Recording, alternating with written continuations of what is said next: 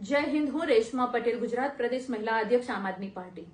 આજે હર્ષભાઈ સંઘવી જે ગૃહમંત્રી છે ગુજરાતના, એના વિસ્તારમાં 221 કેસ બળાત્કારના અને 92 કેસ છેડતીના નોંધાય છે। ગુજરાતમાં અનેક બળાત્કાર અને છેડતીના કેસો નોંધાય છે। ક્યાં છે મહિલા સુરક્ષા? સવાલ પૂછું છું હર્ષભાઈ સંઘવીને।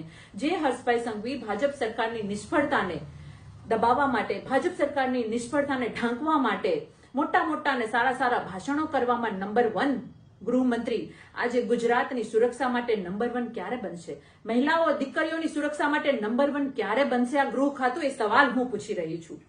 મને દુઃખ એ વાતનું છે કે કાયદાઓ ઘડાઈ જાય છે, પણ કાયદાઓનું પાલન કરવામાં ગૃહ મંત્રાલય સદંતર નિષ્ફળ છે।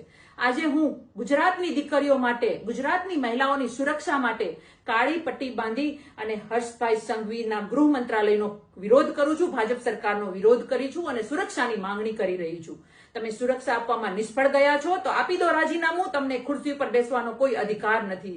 ગુજરાતમાં દીકરીઓ પીંખાઈ રહી છે। કેટલાય કેસ એવા છે જે છાપે ચડે છે, જે ચોપડે નોંધાય છે, અને કેટલાય કેસ તો એવા છે કે જે એમને દબાવાઈ જાય છે। મારે એટલું ગૃહમંત્રીને કહેવું છે કે તમે આ ખુરશી ઉપર બેસવાને લાયક નથી।